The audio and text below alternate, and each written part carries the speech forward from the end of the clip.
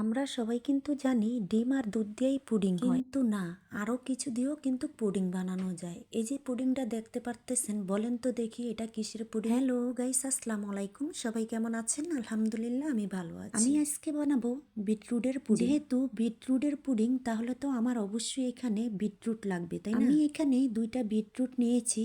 এখানে 1 বাটি আমি গুঁড়া দুধ নিয়েছি, তারপর 5টা আমি দেশি মুরগির ডিম নিয়েছি, পরিমাণ মতন চিনি নিয়েছি। বিটরুটগুলো দেখতে কতটা সুন্দর, আর এখানে যে 5টা ডিম দেখতে পারতেছেন, এই ডিমগুলো কিন্তু আমার মুরগি দিয়েছে। এখন আমি বিটরুটগুলা একটা গ্রেটারের সাহায্যে গ্রেট করে নেব। আমার মেয়েরা বলল, আম্মু পুডিং বানাও, পুডিং খাবো।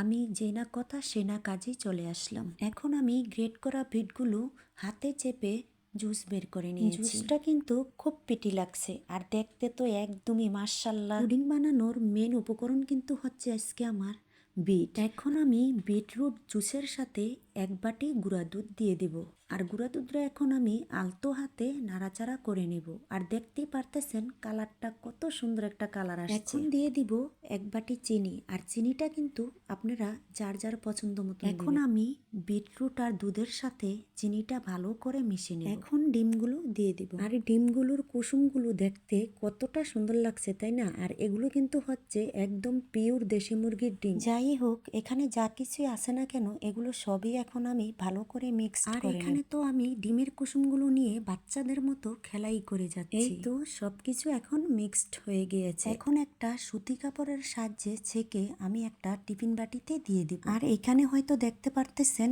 একটা বাটিতে হচ্ছিল না, তাই আমি আরেকটা বাটিতে করে নিয়ে নিয়েছি। চুলায় এখন একটা পাতিল বসিয়ে দিয়েছি। এখন পাতিলের পানিটি যখন বলক আসবে, তখন আমি একটা স্ট্রেনার বসিয়ে দিয়ে বাটিগুলো বসিয়ে দেব। বাটিগুলো বসিয়ে দিয়ে 30 মিনিটের মতো জাল করে নিয়েছি। এখন দেখেন আমি কিভাবে বুঝবো পুডিংটা সম্পূর্ণ হয়ে গিয়েছে। একটা তুতকাটে দিয়ে এটা আমি চেক করে নিব। যদি হয়ে যায় তাহলে এটা সম্পূর্ণ ক্লিন হয়ে বের হবে। আর এই বিটরুটের পুডিংটা কিন্তু দেখতে মাশাআল্লাহ সেই হয়েছে। এর আগে হয়তো কেউ আমাকে ছাড়া এখনো বিটরুটের পুডিং বানায়নি। আর এই জিনিসটা কিন্তু কল্পনার বাইরে, তাই না? মাঝে মাঝে কিন্তু আমরা বাচ্চাদের এরকম ডিফারেন্ট কিছু খাওয়াইতে পারি। যেমন এই যে আমি বিটরুট দিয়ে আমি এখন একটা পুডিং বানিয়ে নিয়েছি, আর আমার বাচ্চারা এই পুডিং দেখে কতটা খুশি হয়েছে হয়তো আমি বলে শেষ করতে পারবো না। আর এই বিটরুটের পুডিংটা কিন্তু আমার হাজব্যান্ড, আমার 2 মেয়ে এখনই বসে খেয়ে নিয়েছে, সাথে কিন্তু আমিও খেয়েছি। আপনারা কিন্তু এই বিটরুটের পুডিংটা বাসায় বানিয়ে খেয়ে দেখবেন কতটা টেস্ট। ভিডিওটা আজকের মতো এখানেই শেষ করি। যদি আমার ভিডিওগুলো ভালো লেগে থাকে তাহলে লাইক, কমেন্ট, শেয়ার করে পাশে থাকবেন।